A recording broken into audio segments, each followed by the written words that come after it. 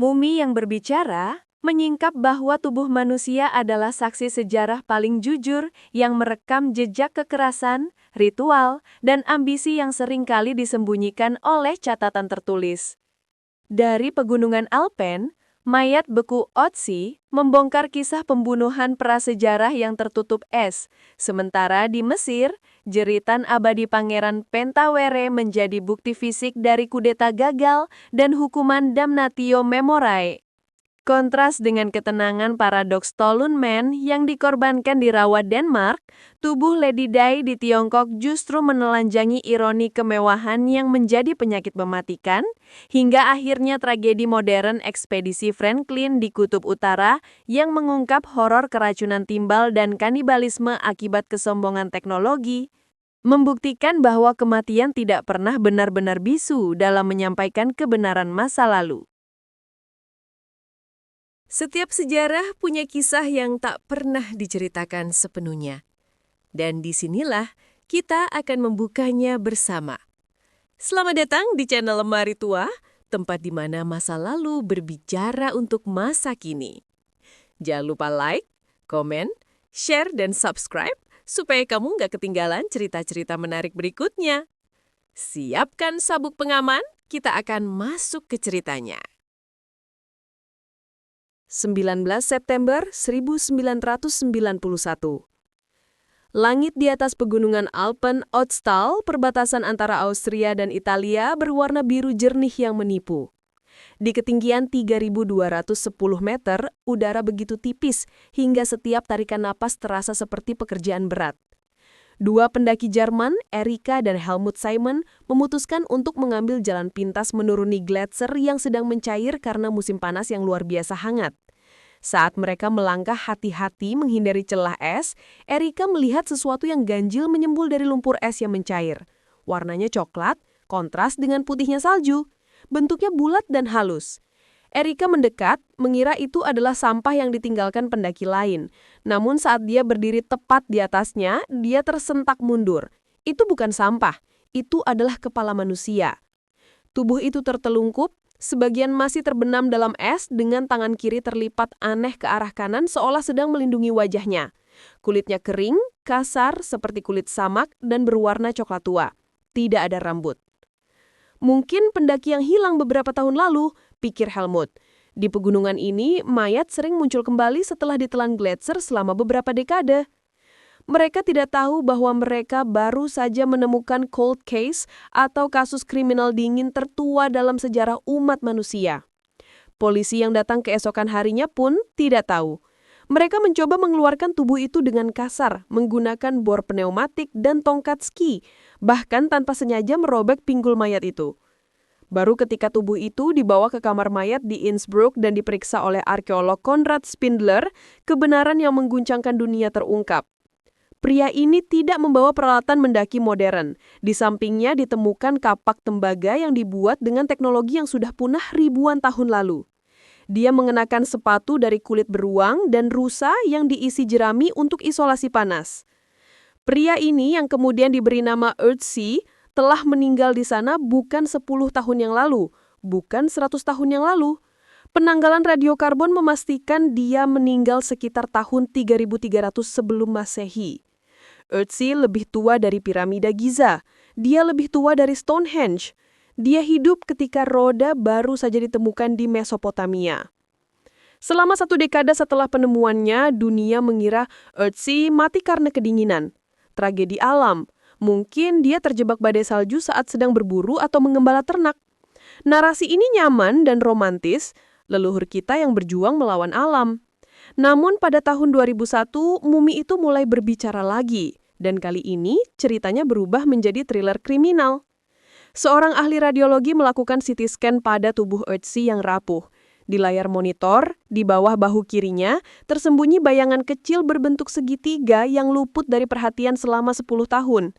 Itu adalah mata panah. Ötzi tidak mati kedinginan. Dia dibunuh. Panah itu menembus punggungnya dari belakang, merobek arteri subclavia. Ini adalah luka fatal, darah akan mengucur deras ke dalam rongga dada. Dalam hitungan menit, Ötzi akan mengalami syok hemoragik, lumpuh, dan mati. Posisi panah itu menceritakan segalanya. Dia ditembak dari jarak jauh, dari bawah, dan dari belakang. Ini bukan duel kesatria. Ini adalah penyergapan. Ini adalah pembunuhan berencana. Analisis forensik modern kemudian mulai menyusun ulang 24 jam terakhir dalam hidup Ötzi dengan detail yang menakutkan, seolah-olah detektif sedang memeriksa TKP kemarin sore. Jam-jam terakhir, pelarian yang putus asa. Analisis serbuk sari di dalam ususnya menunjukkan bahwa 24 jam sebelum kematiannya, Ötzi berada di lembah bawah, di zona hutan pinus marong. Dia kemudian naik dengan cepat ke pegunungan tinggi. Mengapa dia lari ke tempat setinggi dan sedingin itu? Luka di tangannya memberikan petunjuk. Di antara ibu jari dan telunjuk tangan kanannya terdapat luka sayatan yang dalam dan sudah mulai menyembuh, sekitar 1-2 hari. Itu adalah luka tangkis atau defensive wound, jenis luka yang Anda dapatkan ketika Anda menahan pisau atau pedang musuh Anda dengan tangan kosong. Ceritanya mulai terbentuk. Ötzi berkelahi di desanya di lembah. Dia mungkin menang atau berhasil meloloskan diri, tetapi dia tahu musuhnya tidak akan berhenti. Dia menjadi buruan. Dia mengemasi barang-barangnya dengan tergesa-gesa, dia membawa peralatan pembuat api, jamur obat atau Piptoporus bitulinus untuk mengobati cacing usus yang dideritanya. Dan tentu saja, kapak tembaganya yang berharga, simbol status tinggi di zaman itu. Namun dia membuat satu kesalahan fatal, busur panahnya belum jadi. Dia membawa batang kayu yew yang belum selesai diserut. Dia tidak punya senjata jarak jauh yang siap pakai. Dia mendaki ke zona kematian, berharap pengejarnya tidak akan mengikutinya ke Gletser. Sekitar 1 jam sebelum dia mati, Ötzi merasa aman. Dia berhenti di sebuah cekungan terlindung. Dia menyalakan api kecil, dia makan daging ibex atau kambing gunung yang dikeringkan, dan biji-bijian einkorn. Analisis isi lambungnya menunjukkan dia makan dengan lahap, perutnya penuh. Ini adalah kesalahan fatal seorang pelarian, dia menurunkan kewaspadaannya. Saat dia sedang membereskan barang-barangnya atau mungkin sedang memadamkan api, pembunuhnya menyusul. Pembunuh tidak mendekat. Dia tahu Ötzi kuat dan berbahaya dalam pertarungan jarak dekat, terbukti dari kapak tembaganya. Si pembunuh membirik dari jarak sekitar 30 meter di bawah lereng. Hush! Panah itu menghantam, Ötzi tertelungkup. Apa yang terjadi selanjutnya adalah kunci untuk memahami motif pembunuhan ini. Si pembunuh atau para pembunuh mendatangi tubuh Ötzi yang sedang sekarat.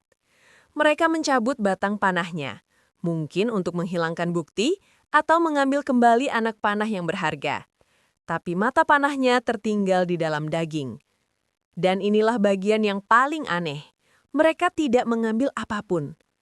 Pakak tembaga Ötzi, benda teknologi tinggi yang nilainya setara dengan mobil Ferrari di zaman Neolitikum, dibiarkan tergeletak di samping mayatnya. Peralatan lainnya utuh. Ini bukan perampokan. Ini adalah dendam pribadi atau eksekusi politik. Ötzi ditinggalkan berdarah-darah sendirian di atas es. Kesadarannya memudar seiring darah yang keluar. Salju mulai turun, menutupi tubuhnya, menyembunyikan kejahatan itu dari mata dunia. Gletser kemudian bergerak, membekukannya dalam kapsul waktu yang perfect, menjaga rahasia pembunuhan itu selama 53 abad. Kesaksian Sang Mumi. Tubuh Ötzi adalah buku sejarah yang ditulis di atas kulit manusia. Dia membantah mitos bahwa zaman prasejarah adalah masa damai di mana manusia hidup harmonis dengan alam. Tidak, zaman itu brutal, penuh kekerasan, dan sengketa diselesaikan dengan darah. Dia juga berbicara tentang kecanggihan medis zamannya. Di tubuhnya terdapat 61 tato. Garis-garis hitam sederhana, awalnya dikira hiasan. Para ilmuwan kemudian menyadari bahwa tato-tato itu terletak persis di titik-titik akupunktur untuk mengobati nyeri sendi dan masalah pencernaan. Ötzi dirawat dengan sistem medis yang kompleks ribuan tahun sebelum akupunktur dikenal di Cina. Ötzi adalah saksi bisu yang paling berisik. Dari dalam kuburan esnya, dia berteriak tentang hari terakhirnya yang penuh teror.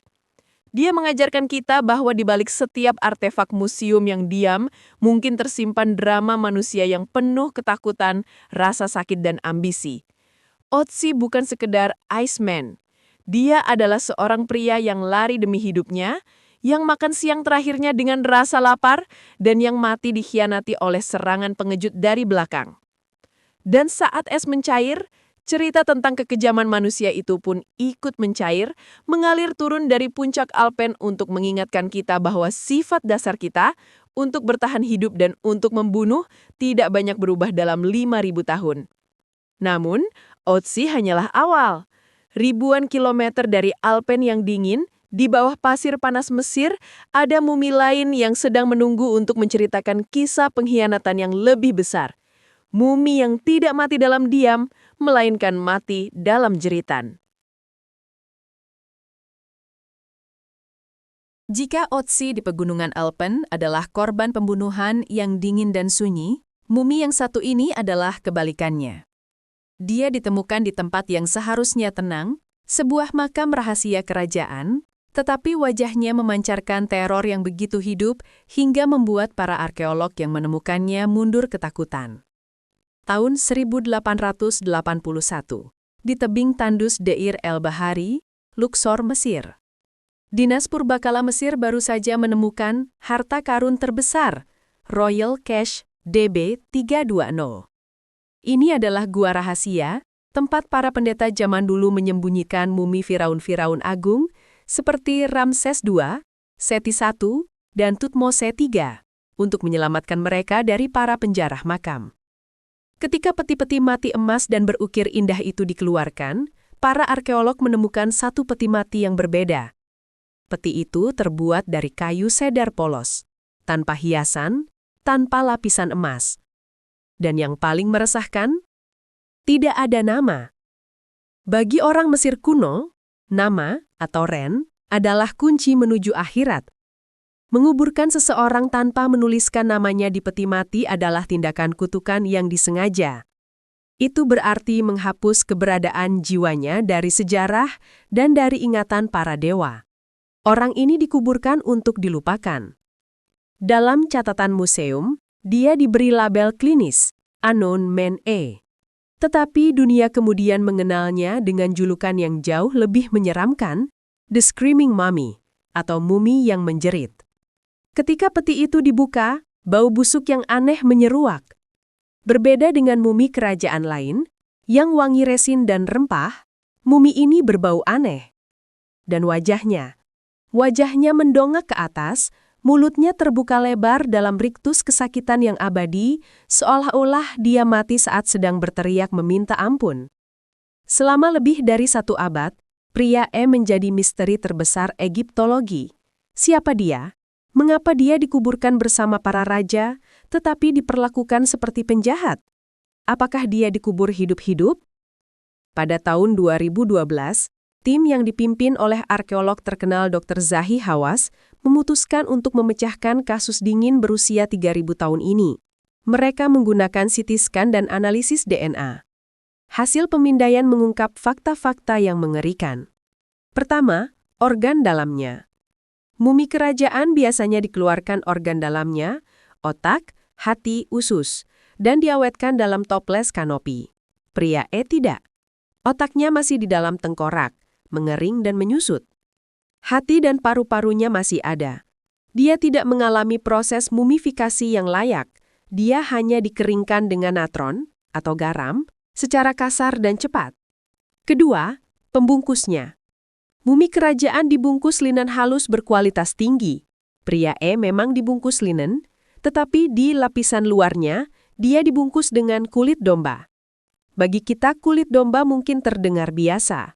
Tapi dalam teologi Mesir kuno, kulit domba dianggap najis atau ritually impure. Membungkus mayat dengan kulit domba berarti mayat itu tidak suci.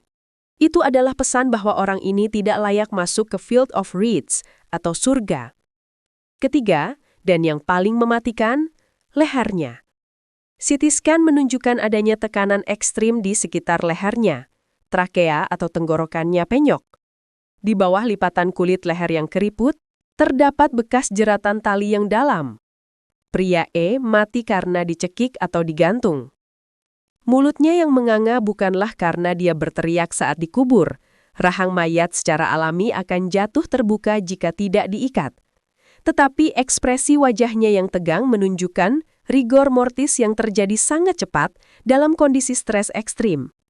Dia mati dalam kesakitan dan ketakutan yang luar biasa. Siapa orang yang dibunuh dengan cara dicekik, dianggap najis, namanya dihapus, tapi tubuhnya tetap disimpan di makam kerajaan bersama firaun-firaun terbesar? Jawabannya ada pada DNA-nya. Tes genetik mengkonfirmasi bahwa pria E adalah putra biologis dari Ramses III, firaun terakhir yang agung dari kerajaan baru. Potongan teka-teki itu pun menyatu. Sejarah tertulis Mesir memiliki satu kisah terkenal tentang pengkhianatan anak terhadap ayah di masa Ramses III. Kisah itu tertulis dalam dokumen hukum kuno yang disebut Papirus Yudisial Turin. Ini adalah kisah tentang konspirasi harem. Malam berdarah di Medinet Habu. Tahun 1155 sebelum Masehi. Ramses III sudah tua. Dia adalah pahlawan yang telah menyelamatkan Mesir dari serangan orang laut. Tetapi di masa tuanya, istananya menjadi sarang ular. Ramses III memiliki banyak istri. Salah satunya, Ratu Tie merasa cemburu. Putranya, Pangeran Pentawere, bukanlah putra mahkota. Pewaris tahta yang sah adalah putra dari istri utama lain yang kelak menjadi Ramses II. Pentawere tidak mau menerima ini. Dia ingin anaknya menjadi Firaun. Bersama sekelompok pejabat istana, kepala rumah tangga, bahkan penyihir yang membuat boneka vudu untuk melumpuhkan penjaga, Tie menyusun rencana kudeta. Rencananya adalah membunuh Ramses III saat perayaan festival di Medinet Habu, lalu menempatkan Pentawere di tahta. Papirus Turin mencatat pengadilan yang terjadi setelahnya, tetapi tidak pernah secara eksplisit mengatakan apakah kudeta itu berhasil membunuh raja. Selama bertahun-tahun, sejarawan mengira Ramses III selamat. Tetapi, pada tahun 2012, tim Zahi Hawass juga memindai mumi Ramses III, dan mereka menemukan kebenaran yang disembunyikan selama 3.000 tahun. Di leher Ramses III, tersembunyi di bawah perban tebal yang tidak pernah dibuka sebelumnya, terdapat luka sayatan yang dalam dan lebar sampai ke tulang belakang. Tenggorokannya digorok. Jempol kakinya juga dipotong. Mungkin saat dia diserang oleh beberapa orang sekaligus. Kudeta itu sebagian berhasil. Mereka berhasil membunuh Firaun. Tetapi mereka gagal merebut kekuasaan. Putra mahkota yang sah, Ramses IV bertindak cepat. Dia menangkap para konspirator sebelum Pentawere sempat didudukan di tahta. Pengadilan besar digelar, hukuman dijatuhkan. Ratu Tie dan para pejabat komplotan dihukum mati, mungkin dibakar hidup-hidup, hukuman yang menghapus eksistensi tubuh dan jiwa. Tapi bagi Pangeran Pentawere, putra raja yang berdarah Puni, hukumannya berbeda. Papirus Turin menuliskan kalimat yang dingin. Mereka membiarkannya di tempatnya. Dia mengambil nyawanya sendiri. Ini adalah kode untuk bunuh diri paksa. Karena darahnya suci, dia tidak dieksekusi oleh tangan orang lain. Dia diperintahkan untuk mengakhiri hidupnya sendiri. Kemungkinan besar dengan meminum racun atau gantung diri.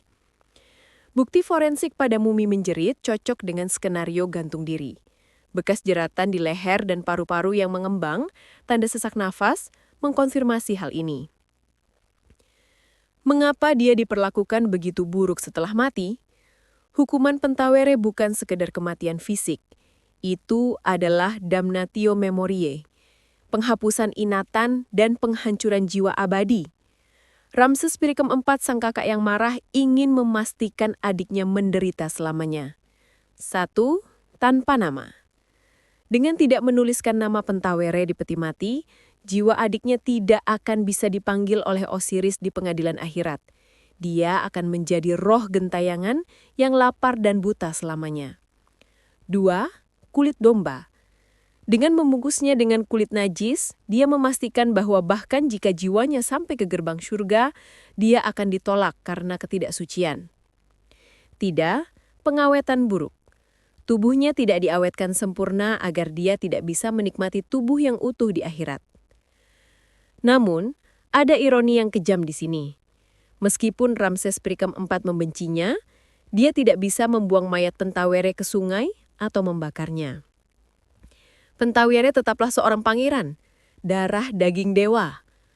Maka dia dikuburkan di makam kerajaan, tapi sebagai tahanan abadi. Dia ditempatkan di sana untuk menderita, bukan untuk istirahat. Mumi pria E adalah bukti fisik dari sebuah tragedi keluarga yang mengguncangkan kekaisaran terbesar di dunia kuno. Mulutnya yang menganga bukan hanya efek biologis dari rahang yang jatuh, tapi itu adalah simbol yang sempurna dari nasibnya. Dia adalah monumen kegagalan. Dia adalah anak yang dibujuk ibunya untuk membunuh ayahnya demi mahkota yang tidak pernah dia pakai. Dia mati sendirian, kesakitan, tercekik oleh tali, mengetahui bahwa dia telah kehilangan segalanya. Ayahnya, kerajaannya, nyawanya, dan jiwanya. Mumi yang berbicara ini menceritakan kisah tentang sisi gelap kekuasaan, bahwa di balik emas dan kemegahan Firaun, terdapat intrik berdarah di mana seorang anak bisa menggorok leher ayahnya sendiri. Jeritan yang membatu di wajahnya adalah peringatan abadi dari masa lalu, bahwa pengkhianatan memiliki harga yang jauh lebih mahal daripada kematian. Harga itu adalah ketiadaan. Namun ribuan tahun kemudian, sains modern telah memberinya nama kembali. Pentawere telah ditemukan. Sejarah telah mengingatnya bukan sebagai raja, tapi sebagai pelajaran tentang ambisi yang fatal. Sementara itu, jauh di utara di rawa-rawa dingin di Eropa, ada mayat lain yang menanti. Dia juga punya tali di lehernya. Tapi berbeda dengan Pentawere yang menjerit, pria ini mati dengan wajah yang sangat tenang, seolah dia menyambut kematiannya dengan sukarela. Jika Anda melihat wajah mumi di museum, biasanya Anda akan melihat tengkorak yang menyeringai, kulit yang keriput dan tertarik kaku, atau ekspresi kosong dari rongga mata yang gelap. Wajah kematian biasanya jelek dan menakutkan. Tapi ada satu pengecualian. Di Museum Silkeborg, Denmark, terbaring seorang pria di dalam kotak kaca. Dia tidak terlihat mati, dia terlihat sedang tidur siang.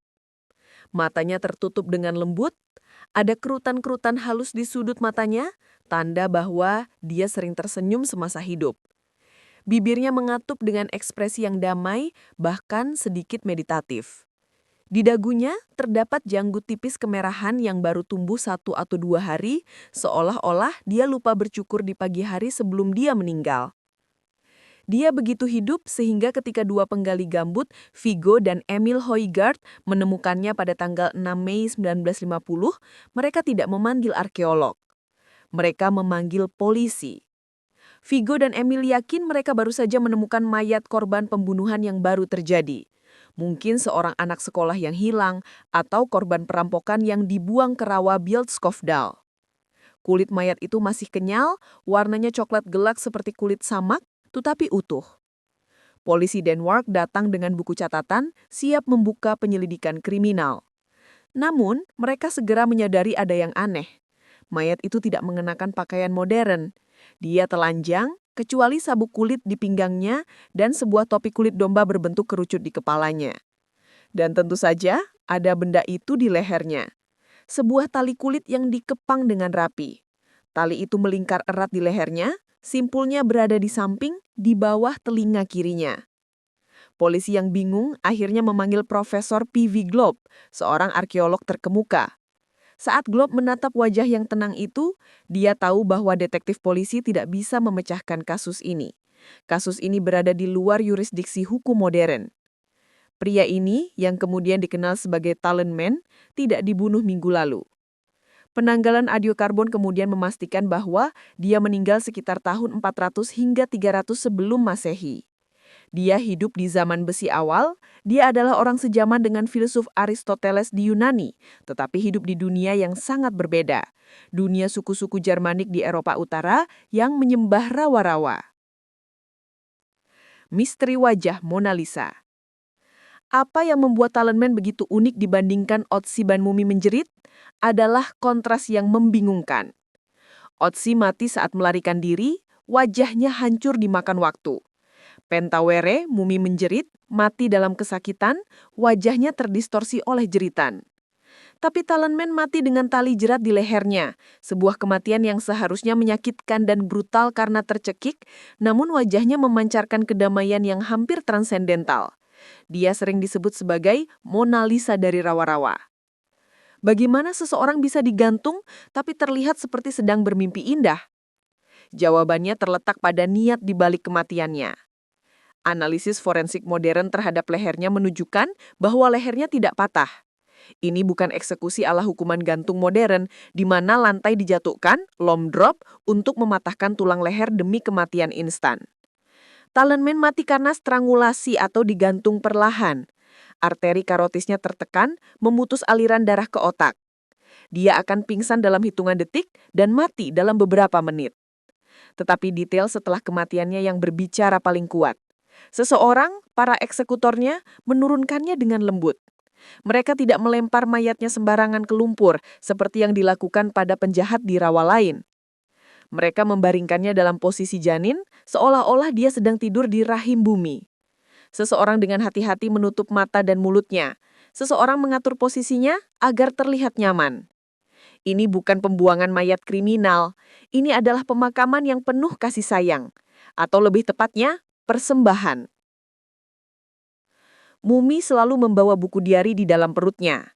Ketika ahli patologi membedah perut Talonman, mereka menemukan makanan terakhirnya terawetkan dengan sempurna oleh asam rawa. Dia tidak makan daging, tidak ada ikan, tidak ada buah-buahan segar. Makanan terakhirnya adalah sejenis bubur atau gruel yang terbuat dari jelari atau barley, biji rami atau linsit, dan biji-bijian liar dan gulma. Analisis botani ini memberikan petunjuk waktu yang krusial. Biji-bijian dan gulma ini adalah tanaman yang tersedia di awal musim semi. Musim semi di Skandinavia zaman besi adalah waktu yang kritis. Stok makanan musim dingin sudah habis atau musim lapar dan tanaman baru belum tumbuh. Ini memperkuat teori pengorbanan ritual. Para sejarawan mengutip tulisan sejarawan Romawi Tacitus percaya bahwa suku-suku Jermanik menyembah Dewi Bumi atau sering dikaitkan dengan Dewi Nertus. Rawa-rawa dianggap sebagai liminal space, gerbang antara dunia manusia dan dunia dewa. Rawa-rawa bukan akhir, tapi juga bukan tanah. Saat musim dingin berakhir dan musim semi tiba, suku itu membutuhkan jaminan bahwa bumi akan kembali subur, bahwa sang matahari akan hangat dan panen akan berhasil. Untuk meminta kehidupan, mereka harus memberikan kehidupan. Talonman bukanlah penjahat yang dihukum. Dia adalah duta besar. Dia dikirim ke dunia lain untuk membawa pesan kepada Dewi Bumi. Bubur yang dia makan mungkin adalah makanan ritual khusus, dibuat dari sisa-sisa benih musim dingin untuk menunjukkan kepada para dewa. Lihat, kami memberikan apa yang tersisa dari lumbung kami. Sukarelawan atau korban? Pertanyaan yang paling ganggu secara psikologis adalah, apakah dia mau? Tidak ada tanda-tanda perlawanan di tubuhnya. Tidak ada luka tangkis di tangannya, seperti Otzi. Tidak ada tanda-tanda dia diikat paksa, selain tali di leher. Ekspresi wajahnya yang tenang menunjukkan semacam penerimaan. Mungkin dalam sistem kepercayaan masyarakatnya, menjadi tumbal adalah kehormatan tertinggi. Mungkin dia percaya bahwa dengan kematiannya, dia menyelamatkan keluarganya dari kelaparan. Mungkin dia berjalan ke rawa itu dengan kepala tegak, dikelilingi oleh nyanyian para pendeta, lalu duduk dengan tenang saat tali itu dipasang. Ini adalah bentuk kekerasan yang sangat berbeda. Otzi dibunuh karena konflik atau perampokan. Itu adalah kekerasan kriminal. Pentawere dibunuh karena kudeta politik. Itu adalah kekerasan negara. Di sini, Talonman dibunuh karena iman. Ini adalah kekerasan spiritual. Bagi kita manusia modern, menggantung seseorang di rawa adalah tindakan barbar. Tapi bagi mereka, membiarkan komunitas mati kelaparan tanpa mencoba menyuap para dewa adalah tindakan yang lebih buruk. Rawa gambut itu sendiri adalah pengawet yang ajaib. Air rawa bersifat asam, dingin, dan bebas oksigen, anaerobik. Kondisi ini membunuh bakteri pembusuk. Asam sphagnum menyamak kulit manusia menjadi seperti kulit sepatu yang awet, mengubah rambut menjadi merah, dan melarutkan tulang. Tulang Tolunmen lunak seperti karet, tapi kulitnya utuh. Rawa itu tidak menghancurkan tubuh. Rawa itu mengabadikannya. Seolah-olah Dewi Bumi menerima hadiah itu dan memutuskan untuk menyimpannya selamanya di dalam brangasnya yang basah. Tolunmen berbicara kepada kita tentang sisi lain dari kematian kuno.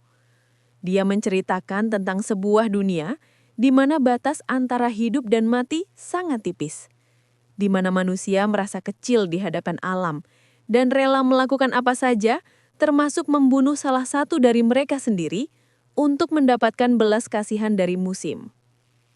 Wajahnya yang tenang adalah sebuah paradoks. Bagaimana mungkin momen tergelap eksekusi menghasilkan wajah yang paling damai? Mungkin karena dia mati dengan kepastian. Pentawere mati dengan ketakutan akan dilupakan, tanpa nama. Otzi mati dengan ketakutan akan musuh di belakangnya. Tapi, Tolunmen mati dengan keyakinan bahwa kematiannya memiliki makna. Saat ini, kepala Tolunmen yang asli dipajang di Silkeborg.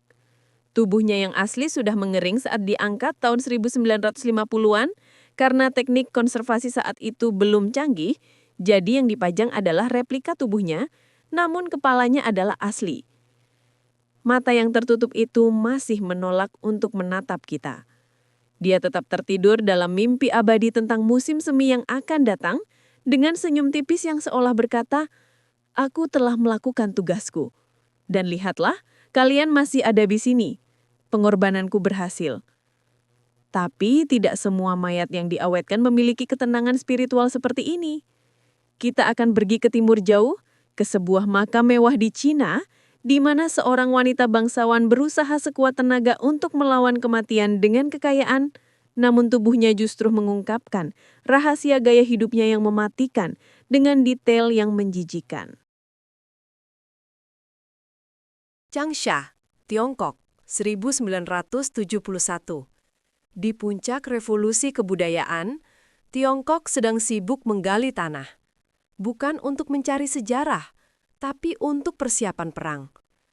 Para pekerja sedang menggali lubang perlindungan serangan udara, Air Raid Shelter, di sebuah bukit yang disebut Mawangdui. Saat mata bor mereka menembus lapisan tanah liat yang keras, sesuatu yang aneh terjadi. Dari lubang kecil yang mereka buat, menyembur keluar gas berbau busuk. Salah satu pekerja, karena penasaran atau kecerobohan, menyalakan korek api di dekat lubang itu. Wus! Gas itu terbakar. Api berwarna biru menyala, menari-nari keluar dari perut bumi. Para arkeolog segera dipanggil. Mereka menyadari bahwa gas yang mudah terbakar itu adalah tanda adanya materi organik yang membusuk dalam ruang tertutup. Itu adalah tanda makam kuno.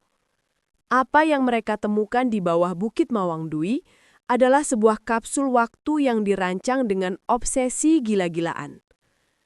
Makam itu bukan sekedar lubang. Itu adalah benteng bawah tanah. Peti matinya terkubur 12 meter di bawah permukaan.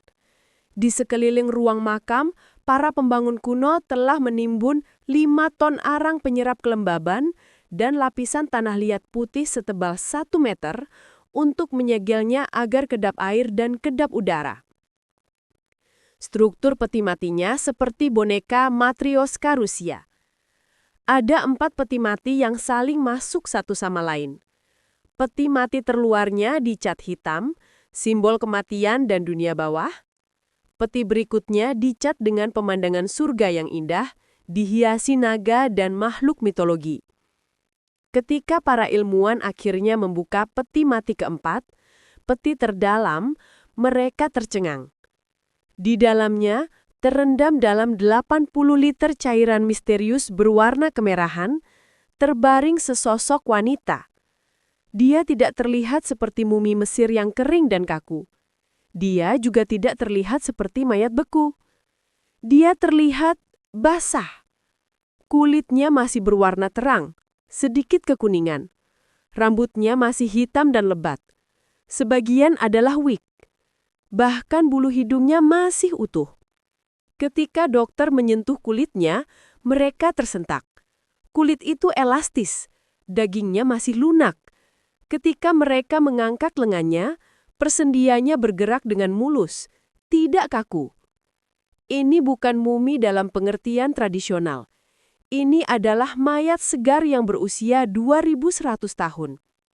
Wanita ini adalah Sinsui, atau dikenal dunia sebagai Lady Dai. Dia adalah istri dari Li Chang, Marquis of Dai, seorang pejabat tinggi dinasti Han yang hidup sekitar tahun 163 sebelum Masehi. Sinsui adalah mumi paling terawetkan dalam sejarah manusia. Kondisinya begitu sempurna sehingga para dokter forensik bisa melakukan sesuatu yang mustahil dilakukan pada mumi Firaun. Mereka melakukan otopsi lengkap. Mereka membedah tubuhnya seolah-olah dia baru saja meninggal kemarin sore di rumah sakit Changsha. Darah masih ada di pembuluh venanya. Darah tipe A. Organ dalamnya lengkap, lunak, dan bisa diiris dengan pisau bedah. Dan dari otopsi inilah, Lady Dai mulai berbicara. Tapi dia tidak menceritakan kisah heroik atau kebijaksanaan kuno. Tubuhnya menceritakan kisah tentang gaya hidup yang mematikan. Buku harian sang hedonis. Jika Tolun Manat adalah korban ritual suci, Lady Dai adalah korban kemewahannya sendiri.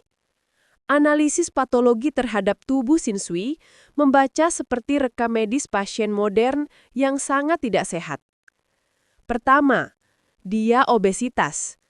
Di masa hidupnya, Sinsui adalah wanita yang gemuk.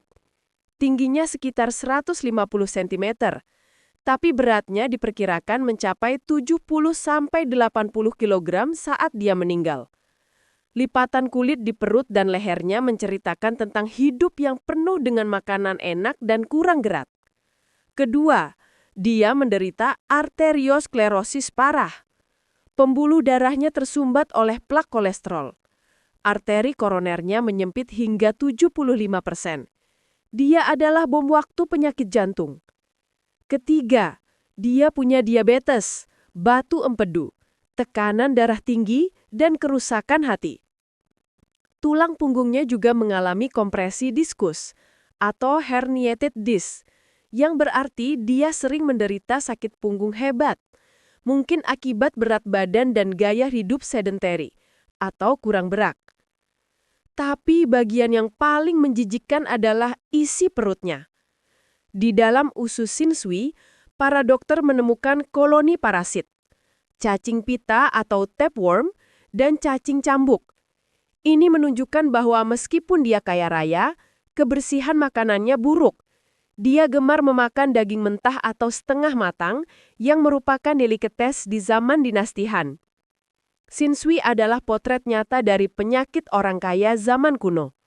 Di saat rakyat jelata Tiongkok bekerja keras di sawah dan bertubuh kurus, Lady Dai duduk di istananya, dikelilingi pelayan, memakan daging berlemak, minum anggur, dan jarang berjalan kaki.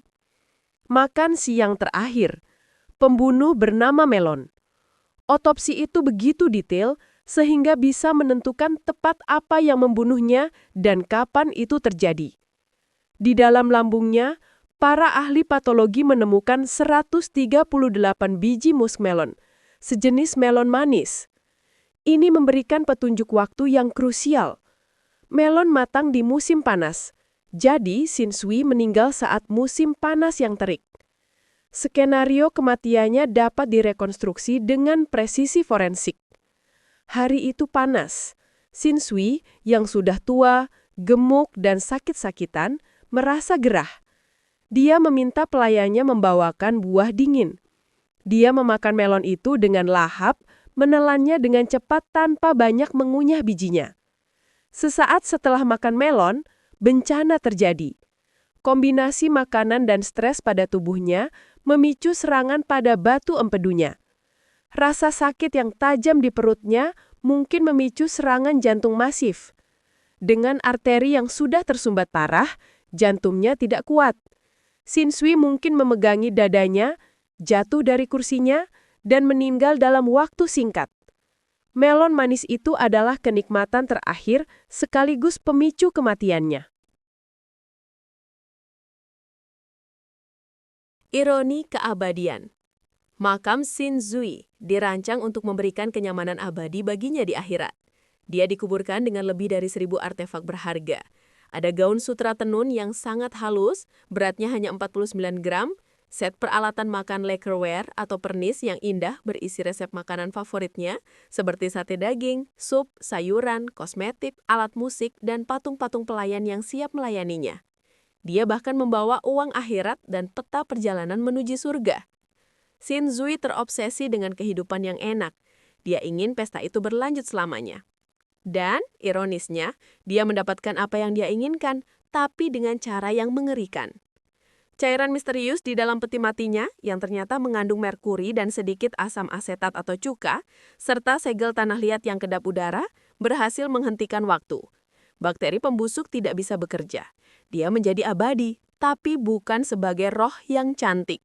Dia menjadi abadi sebagai spesimen patologi. Tubuhnya yang diawetkan dengan sempurna kini dipajang di Museum Provinsi Hunan. Dia tidak terlihat cantik lagi. Lidahnya menjulur keluar, akibat gas pembusukan awal sebelum pengawetan bekerja sempurna. Wajahnya bengkak dan matanya menonjol. Pengunjung yang melihatnya tidak mengagumi kecantikannya. Mereka mengagumi penyakitnya. Dia menjadi kasus medis yang paling lengkap dari dunia kuno. Dokter modern belajar tentang evolusi penyakit jantung dan diet dari tubuhnya.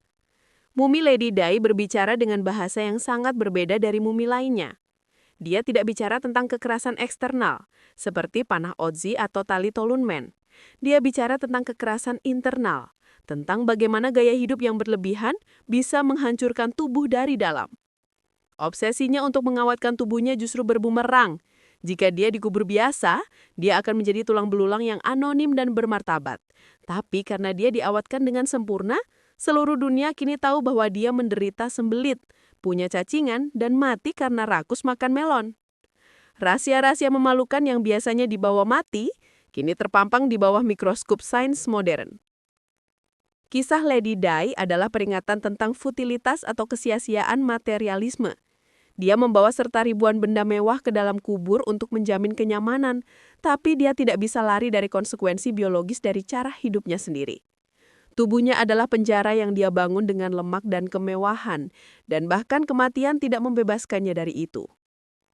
Kita akan meninggalkan kemewahan Tiongkok dan bergerak maju ke era modern. Kita akan pergi ke ujung dunia yang paling sunyi, di mana teknologi canggih manusia berhadapan dengan alam yang buas, dan di mana tubuh manusia bukan hanya menderita penyakit, tapi menjadi santapan bagi sesamanya. 19 Mei 1845. Sungai Thames, Inggris. Suasananya penuh optimisme dan kebanggaan imperial. 2 kapal perang Angkatan Laut Kerajaan Inggris, HMS Erebus dan HMS Taylor, mengangkat jangkar. Mereka bukan kapal biasa. Mereka adalah pesawat ulang-alik pada zamannya, puncak teknologi maritim Victoria. Lambung mereka dilapisi besi untuk memecah es. Mereka memiliki mesin uap lokomotif yang dimodifikasi untuk pemanas ruangan dan tenaga pendorong. Perpustakaan kapal berisi 2.900 buku. Dan di dalam palka tersimpan 8.000 kaleng makanan, sup daging sapi, sayuran, dan daging kambing, yang menjamin mereka bisa bertahan hidup selama 3 tahun tanpa perlu berburu. Komandannya adalah Sir John Franklin, seorang penjelajah veteran berusia 59 tahun. Misi mereka adalah cawan suci eksplorasi, menemukan Northwest Passage, atau jalur barat laut, rute laut yang menghubungkan Atlantik dan Pasifik melalui es kutub utara. Mereka berlayar dengan keyakinan bahwa alam bisa ditaklukkan dengan teknologi. Mereka salah. 2 bulan kemudian mereka terlihat oleh kapal pemburu paus di Teluk Baffin. Setelah itu, mereka lenyap. Selama bertahun-tahun, Inggris mengirimkan puluhan tim pencari. Tapi Kutub Utara hanya memberikan kesunyian. HMS Erebus dan Terror hilang di telan es, membawa serta 129 perwira dan awaknya.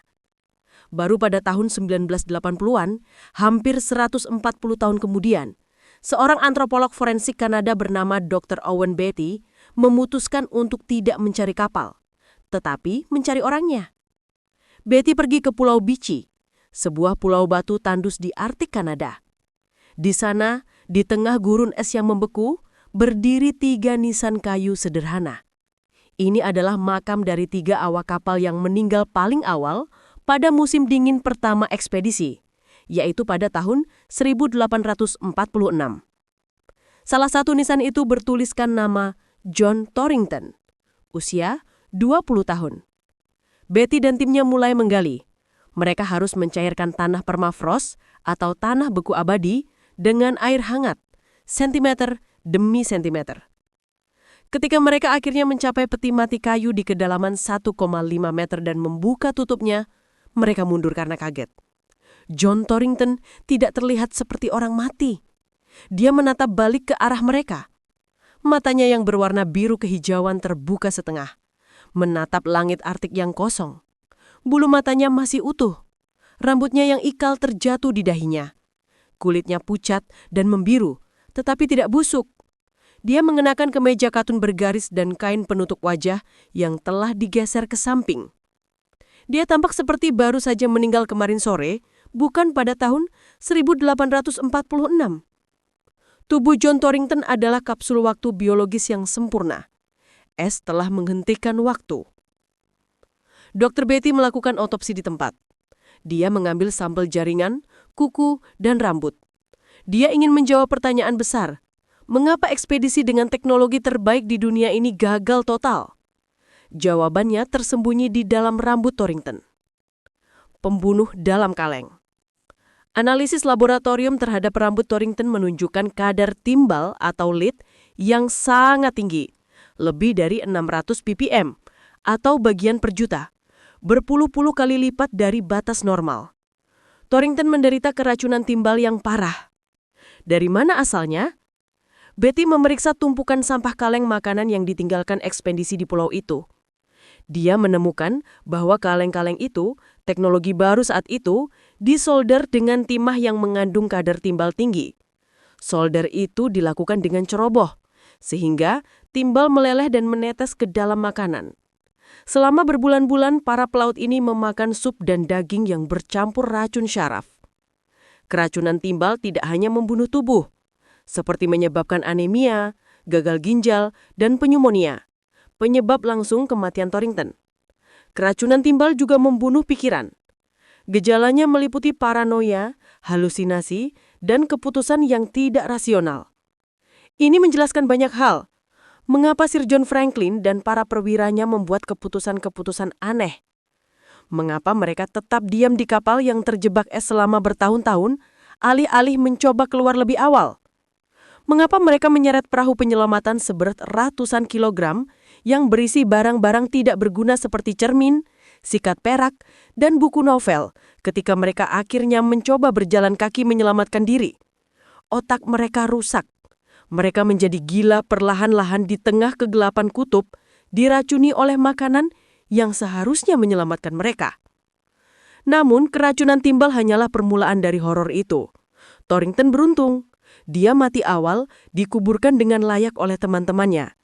Bagi 105 orang yang selamat setelah kapal ditinggalkan pada tahun 1848, nasib mereka jauh lebih buruk. Jejak tulang yang retak. Tabu terakhir. Setelah meninggalkan Pulau Beechey, sisa kru berjalan ke selatan menuju Pulau King William. Mereka berharap mencapai pos perdagangan di daratan Kanada. Mereka berjalan kaki, menarik perahu di atas es, kelaparan, sakit, dan gila. Satu persatu, mereka jatuh dan mati. Orang-orang Inuit lokal yang kemudian diwawancarai oleh pencari jejak John Ray pada tahun 1850-an menceritakan kisah yang mengerikan. Mereka melihat sekelompok kalunat atau orang kulit putih yang kurus kering berjalan seperti hantu. Dan orang Inuit itu berkata, mereka memakan satu sama lain. Laporan Ray ini mengguncang Inggris Viktorian. Orang Inggris, kanibal, tidak mungkin. Penulis terkenal Charles Dickens bahkan menulis artikel yang menyerang orang Inuit, menyebut mereka pembohong biadab. Pahlawan Angkatan Laut Kerajaan tidak mungkin melakukan hal sekeji itu. Namun tulang belulang tidak bisa berbohong. Pada tahun 1990-an, arkeolog menemukan sebaran tulang manusia di Pulau King William. Tulang-tulang itu adalah sisa-sisa kru Franklin yang tewas dalam perjalanan. Ketika diperiksa di bawah mikroskop, tulang-tulang itu berbicara tentang keputusasaan yang mutlak. Pada tulang paha atau femur, terdapat tanda sayatan atau cut marks. Tanda ini identik dengan tanda yang dibuat tukang daging saat memisahkan daging dari tulang hewan. Seseorang telah menggunakan pisau untuk menguliti dan memotong otot paha mayat teman mereka. Lebih mengerikan lagi, banyak tulang panjang yang dipecahkan. Ujung-ujungnya hancur. Ini dilakukan untuk mengekstraksi sumsum tulang, sumber lemak terakhir. Dan bukti yang paling tak terbantahkan, pot polishing. Ujung-ujung tulang tertentu menjadi halus dan mengkilap. Dalam forensik, ini terjadi ketika potongan tulang diaduk-aduk di dalam panci logam yang mendidih. Mereka telah memasak teman-teman mereka. Inilah akhir dari ekspedisi termahal dan tercanggih kerajaan Inggris. Bukan kemenangan, bukan penemuan jalur dagang, melainkan sekelompok pria yang sakit jiwa dan fisik, berjongkok di tenda yang dingin, merebus tulang belulang rekan mereka sendiri dalam upaya terakhir untuk bertahan hidup 1 jam lagi. Mumi John Torrington dan tulang belulang yang retak di King William Island adalah monumen bagi kegagalan manusia. Torrington yang bermata birunya yang masih menatap langit adalah simbol dari hubris atau kesombongan. Manusia zaman Victoria percaya bahwa mereka bisa menaklukkan alam dengan mesin uap dan makanan kaleng. Mereka membawa perpustakaan dan perangkat perak ke tempat paling mematikan di bumi, tetapi mereka lupa membawa kerendahan hati untuk belajar dari penduduk lokal atau Inuit tentang cara bertahan hidup. Teknologi mereka, atau kaleng makanan, justru menjadi racun yang membunuh mereka. Dan tulang belulang yang dimakan itu menceritakan tentang kerapuhan peradaban. Kita suka berpikir bahwa kita adalah makhluk yang bermoral dan berbudaya. Tapi mumi-mumi ini mengingatkan kita bahwa peradaban hanyalah lapisan tipis. Jika Anda kedinginan, kelaparan, dan diracuni cukup lama, lapisan itu akan terkelupas. Di ujung dunia di mana tidak ada hukum dan harapan, manusia akan kembali menjadi binatang. Saat Dr. Beatty menutup kembali peti mati John Torrington dan mengubur kembali di dalam permafrost, dia tidak hanya mengubur seorang pemuda berusia 20 tahun. Dia mengubur sebuah peringatan abadi, bahwa tubuh kita adalah perekam sejarah yang jujur. Sejarah tertulis bisa berbohong. Inggris menyangkal kanibalisme selama 1 abad. Tapi tubuh tidak. Dari panah di punggung Otzi, jeritan Pangeran Pentawere, ketenangan Tolunmen, penyakit Lady Di, hingga kanibalisme kru Franklin. Mumi-mumi ini telah menceritakan kisah yang tidak tertulis di buku sejarah. Mereka mengingatkan kita bahwa masa lalu itu brutal, menyakitkan, dan sangat-sangat manusiawi. Mereka sudah mati ribuan tahun, tapi suara mereka masih bergema, memperingatkan kita yang masih hidup.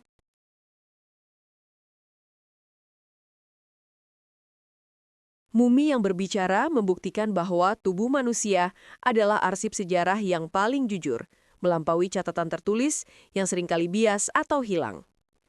Dari dinginnya pegunungan Alpen hingga panasnya pasir Mesir, sains forensik modern telah memberikan suara kembali kepada mereka yang dibungkam oleh waktu. Kisah pembunuhan Ötzi meruntuhkan mitos damai zaman prasejarah, sementara jeritan abadi Pangeran Pentawere menelanjangi sisi gelap kekuasaan Firaun yang tega menghapus eksistensi anaknya sendiri melalui hukuman damnatio memorae demi stabilitas tahta. Lebih dari sekedar misteri kematian, tubuh-tubuh ini merekam spektrum perilaku manusia yang ekstrim, dari kepasrahan spiritual hingga keserakahan duniawi. Ketenangan wajah Tolunmen yang dikorbankan di rawa Denmark mengajarkan kita tentang kekuatan iman leluhur yang sangat kontras dengan tubuh Lady Di di Tiongkok yang menjadi monumen ironis bagi gaya hidup hedonis yang mematikan. Di sisi lain, tulang belulang kru ekspedisi Franklin di Kutub Utara menyingkap lapisan tipis peradaban kita, di mana teknologi canggih pun tak berdaya melawan hukum alam yang memaksa manusia kembali ke insting kanibalisme demi bertahan hidup. Pada akhirnya, perjalanan menelusuri 5 mayat ini menyimpulkan satu kebenaran universal. Kematian tidak bisa menyembunyikan fakta selamanya. Sejarah mungkin mencoba menutupi aib politik atau kegagalan ekspedisi, tetapi biologi tidak pernah berbohong. Jejak racun timbal, bekas jeratan tali, dan sisa makanan terakhir adalah saksi bisu yang mengingatkan kita bahwa di balik setiap artefak kuno terdapat drama manusia yang nyata, rapuh, dan penuh penderitaan yang terus bergema melintasi ribuan tahun untuk memberi pelajaran bagi yang masih hidup. Pernahkah Anda membayangkan bahwa di balik wajah kaku para mumi tersimpan jeritan abadi akibat pengkhianatan politik, ritual mematikan, hingga kanibalisme yang mengerikan? Sejarah tertulis mungkin bisa berbohong, namun tubuh manusia adalah saksi bisu yang jujur. Jika Anda siap menantang nyali untuk mengungkap pengakuan forensik dari mayat beku Otzi hingga korban konspirasi harem Firaun yang dihapus dari ingatan, jangan biarkan misteri ini terkubur kembali. Bagikan kisah ini kepada sesama pencari kebenaran dan selami naskah lengkapnya untuk mendengar sendiri suara-suara dari masa lalu yang selama ini dibungkam oleh waktu. Komen di kolom komentar bagian mana yang menurutmu menarik. Di video selanjutnya kita akan memuat sejarah-sejarah yang mungkin belum kalian tahu atau kalian punya ide cerita sejarah yang menurut kalian menarik dan asik untuk kita telusuri. Pastikan kamu sudah subscribe agar tidak ketinggalan. Sampai jumpa di cerita sejarah lainnya.